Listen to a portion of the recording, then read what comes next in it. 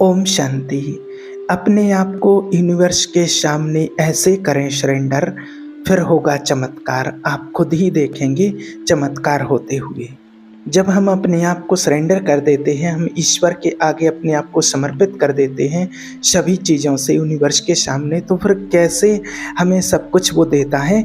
देखिए, आज इसके बारे में जानते हैं। आपने कहावत तो सुनी ही होगी। एक कहावत है कि बिन मांगे मोती मिले और मांगे मिले ना भीख। बिन मांगे मोती मिले मतलब सरेंडर। सरेंडर किसके सामने करना? आपको यूनिवर्स के सामने। और मांगने किससे नहीं है, आपको दुनिया में किसी लोगों से। आप समझे, आपको जो भी मांगना है आपको सिर्फ एक ईश्वर से मांगना है। मुझे केवल ये संकल्प करना है, या आप कहीं लिख भी सकते हैं, कॉपी में भी लिख सकते हैं अगर आप चाहें तो। नहीं तो आपको सच्चे मन से दिल से संकल्प करना है कि मुझे ये चाहिए, ये संकल्प करना है, या फिर मेरे पास ये चीज़ आ चुकी है, इसके लिए बहुत बहुत धन्यवाद, ईश्वर का शुक्रिया। अब क्या होता है, कई लोग कहते हैं कि भाई आया तो है नहीं, वहीं बात रुक जाती है। नौकरी लगी तो जॉब मिली तो है नहीं, फिर कैसे लिखें? अरे आप लिख लो, और आप लिख लो और लिख के रख लो।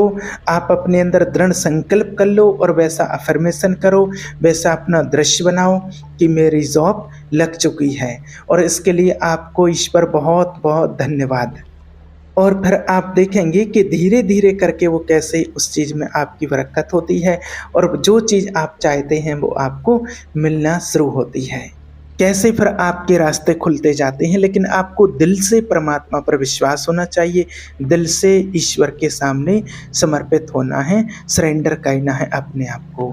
अभी एक बात बताते हैं, कुछ ही दिन पहले एक भाई का कॉल आया, और वो कहते हैं कि मैंने एग्ज़ाम बहुत दे लिए हैं, लेकिन मैं बस 1 या 2 नंबर से रुक जाता हूँ, तो इस बार भी बस वो ही डर लग रहा है। तो हमने बोला कि नहीं, बस वो ही नहीं लगना चाहिए जो आपके अंदर वो लगा हुआ है ना, कि 1-2 नंबर से रुक जाते हैं, कम रह जाते हैं, बस वो ही नहीं होना चाहिए।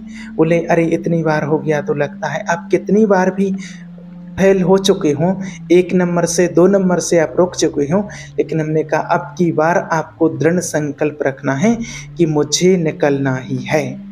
और फिर कुछ दिन के बाद उनका कॉल आया कि उनका सिलेक्शन हो गया, वो निकल गए और अपना एग्ज़ाम उन्होंने पास कर लिया।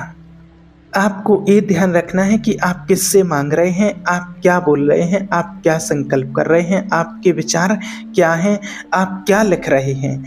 मतलब जो लोग बोलते हैं कि सिर्फ क्या लिखने से हो जाता है या सिर्फ संकल्प करने से हो जाता है, तो जब आप संकल्प करते हैं पॉजिटिव संकल्प, तो वो संकल्प आपकी परमात्मा तक जाते हैं, यूनिवर्स तक जाता है। कहते हैं जो भेजी थी दुआ वो जाके आसमान से यूं टकरा गई कि आ गई लौट के, आ गई सदा के लिए।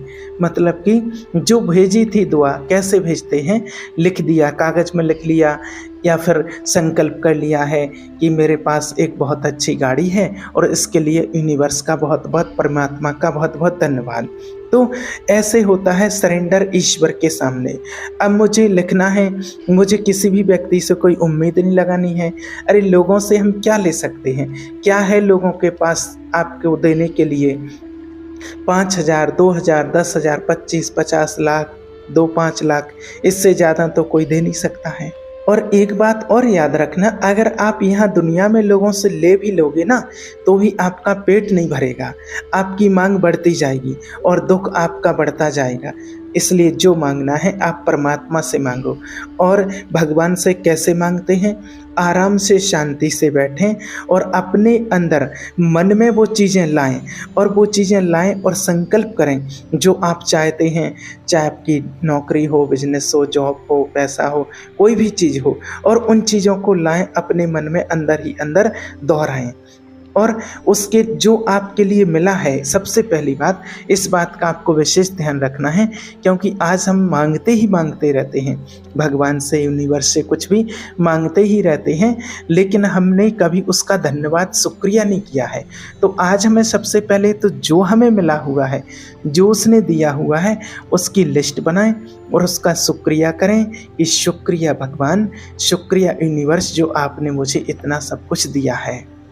वो भी अच्छे मन के साथ, पॉजिटिव मन के साथ आपको ऐसा कहना है।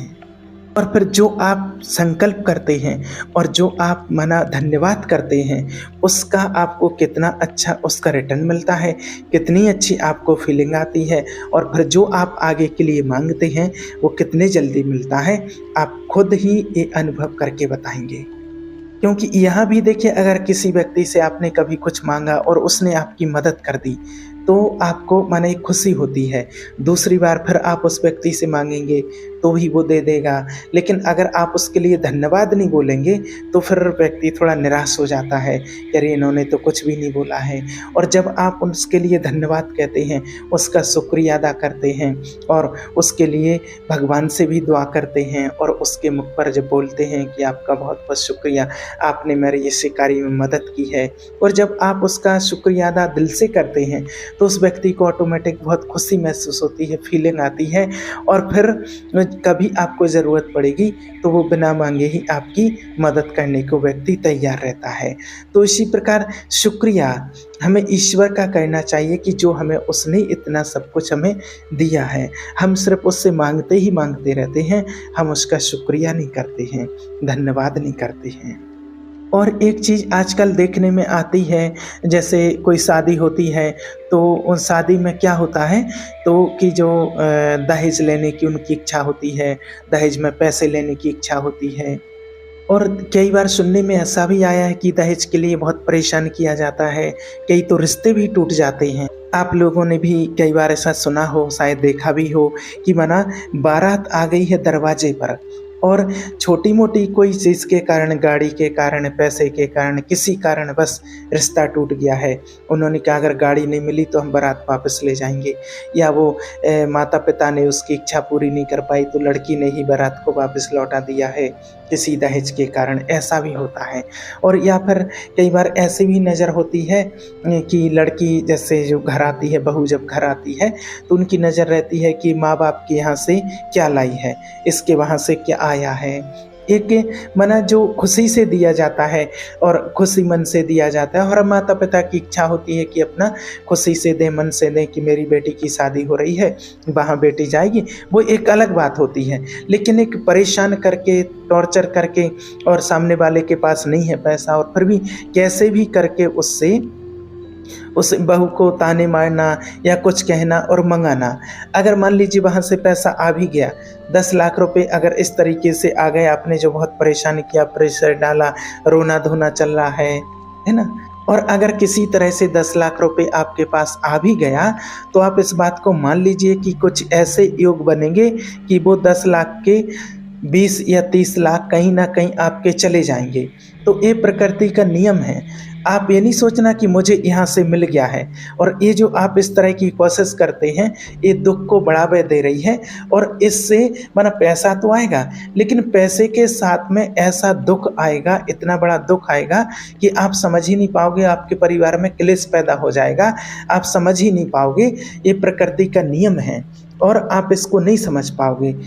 और कई लोग ऐसे भी होते हैं, कई ऐसे लड़के भी समझदार देखे गए हैं जो खुद कहते हैं, माता पिता भी देखे गए कि हमें कुछ नहीं चाहिए, जो आपकी स्वेच्छा हो सो आप देना।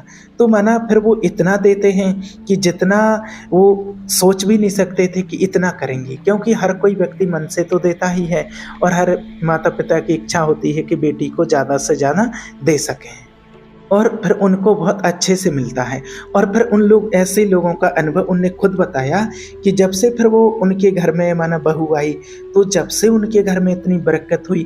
ये कितने प्रैक्टिकल अनुभव हैं हमारे देखे हुए कि कितने भाई थे जिन्हों की जॉब नहीं लगी थी, शादी होने के बाद जब वो आती तो उनको जॉब मिल गई, कितने लोगों का बिजनेस अच्छा चलने लगा, माना बहुत तरक्की कर गए हैं लोग।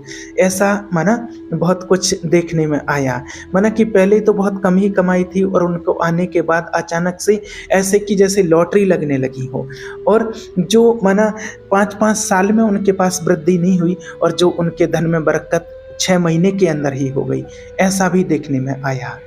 अगर जो लोग ये रखते हैं ना कि इनसे 5 लाख 7 लाख 10 लाख लेना है, तो वो लेके ही बस गाड़ी फिर वहीं तक सिमट जाती।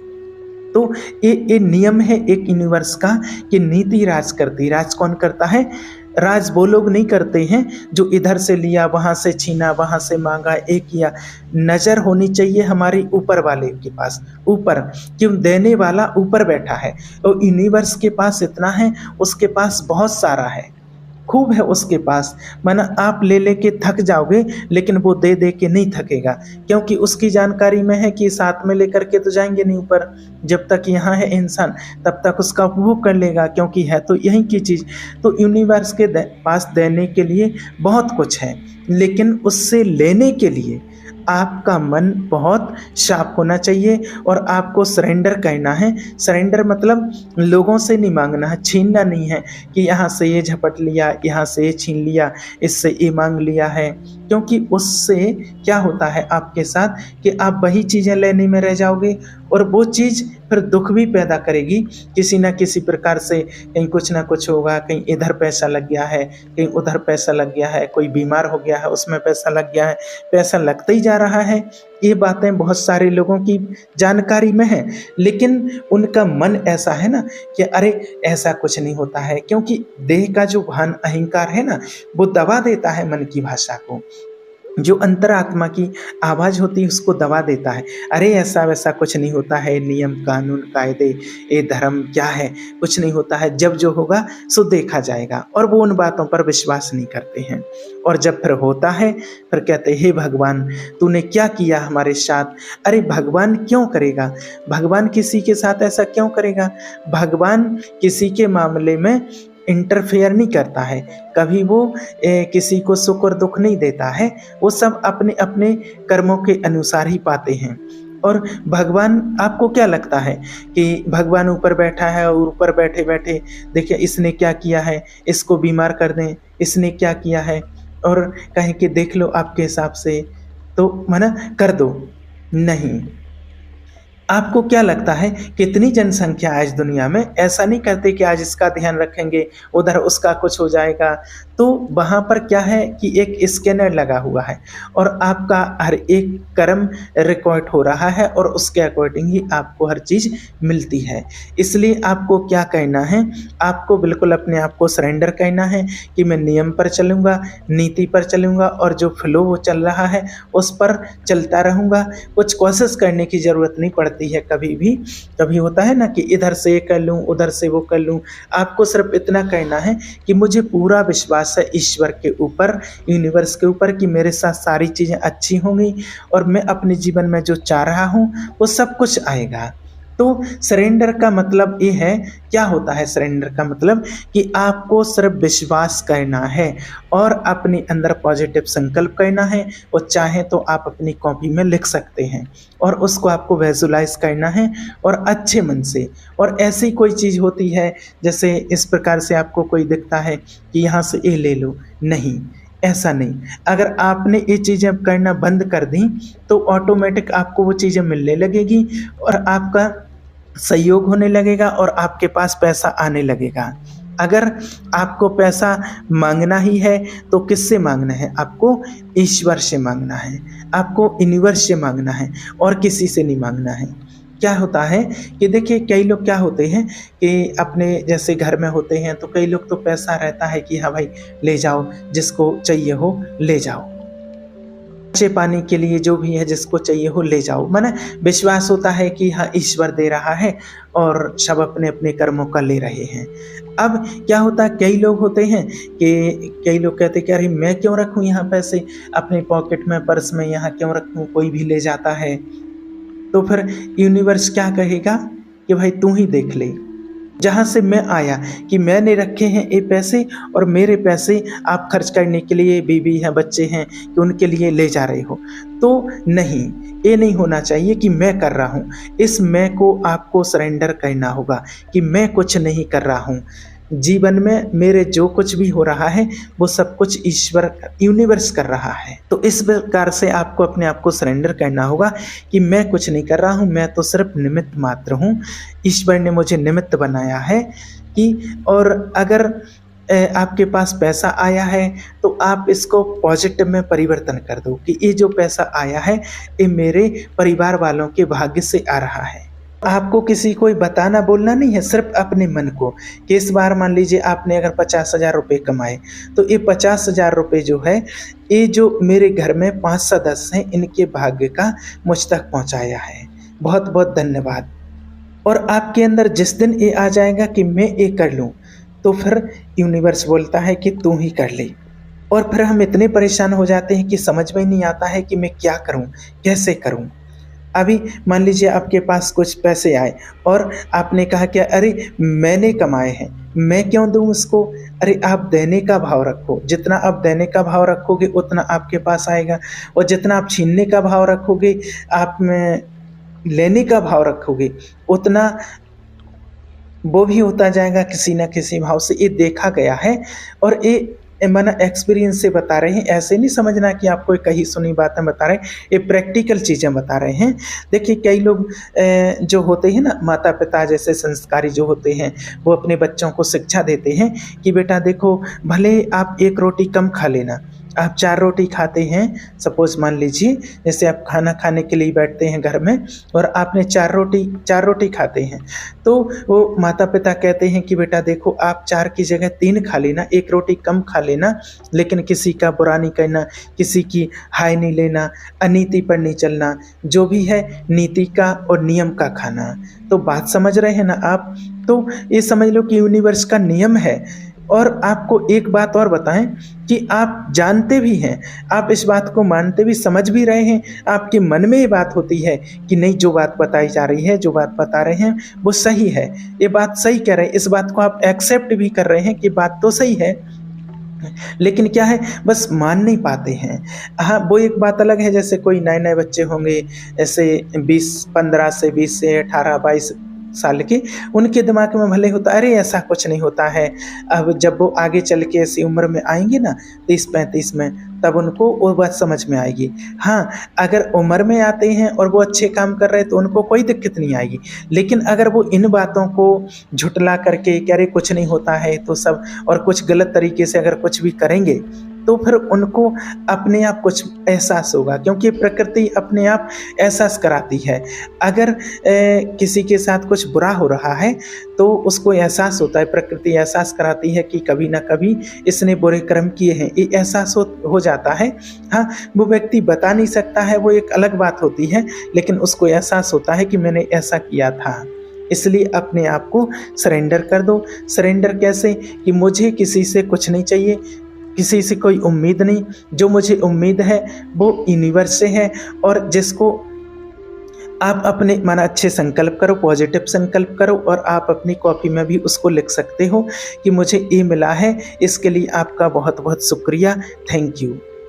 अपने मन ही मन अंदर अंदर विचार करो कि मुझे एक अच्छी सी कार चाहिए, मुझे अच्छी एक गाड़ी चाहिए। यूनिवर्स आपको ला करके देगा, कोई इंसान आपको ला करके नहीं देगा, और इंसान से ले भी लोगे तो आप परेशान होते रहोगे। ये बिल्कुल नियम है, ये फैक्ट है, इसको आप मान के चलना, और आप इस पर चलेंगे तो आप परेशान नहीं होंगे। और अगर आपको पता है और फिर भी नहीं चल रहे हैं तो फिर और ही ज़्यादा आपको नुकसान होता है। अपने आप को ये रखना है कि अपने से सभी खुश रहें, माना अपने को किसी को दुख नहीं देना है। अपने आप को देखो कि मैं कुछ नहीं कर रहा हूँ। कई लोग होते हैं कह रहे मैं नहीं कमाऊँगा तो कैसे होगा, मैं नहीं ऐसा करके लाऊंगा तो कैसे होगा। ये आपके अंदर ये भान कुछ नहीं आना चाहिए। आज व्यक्ति कोई कुछ भी नहीं करता है, एक प्रेरणा मिलती है, चाहे मैं हो आपको हो, एक प्रेरणा मिलती है कि भाई ये बात इनको बतानी है, ये बात बताओ, और ये बात आपको बताई जा रही है।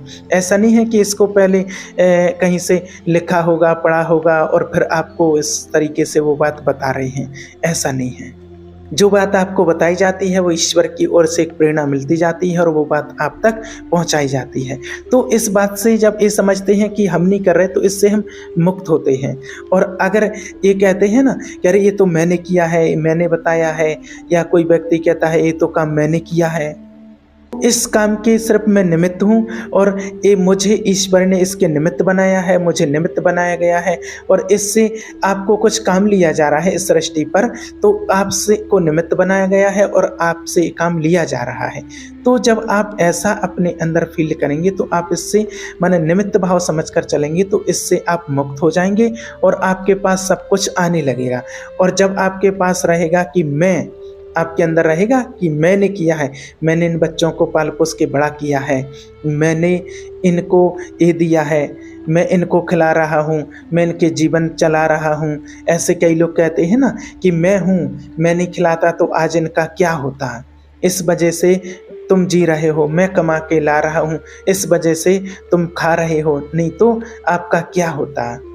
देखिए इस संसार में जो भी आता है सब अपना अपना भाग्य लेकर के आते हैं, सब अपने अपने भाग्य का खाते हैं। इसलिए कभी भी ये अहंकार, ये अहम भाव, ये देहभान नहीं आना चाहिए कि मैं हूँ, मैं नहीं करता तो कुछ नहीं होता। हम तो एक निमित्त मात्र हैं, सिर्फ भगवान ने हमें निमित्त बनाया है। पहले के बुजुर्ग लोग क्या कहते हैं, जैसे कोई कहता है कि ये लड़का आपका है, तो उनका है तो कहते नहीं ये तो भगवान का है, माने भगवान का नाम पहले, तो यानी कि उसने दिया है तो वो अपना भाग्य लेकर के आया है और किसी न किसी प्रकार से ऐसे संयोग मिलेंगे और उसको जो जरूरतें होंगी उसकी वो पूरी होती जाएंगी।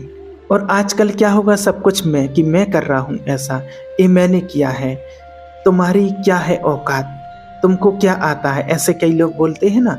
तो इस मैं से मुक्त हो जाओ और सरेंडर कर दो, अपने आप को सरेंडर कर दो, अपने आप को सरेंडर करके और परमात्मा पर विश्वास करो। लोगों से कोई भी आप अपेक्षा नहीं रखो, फिर देखो आपके जीवन में कैसे चमत्कार होता है। ठीक है, ओम।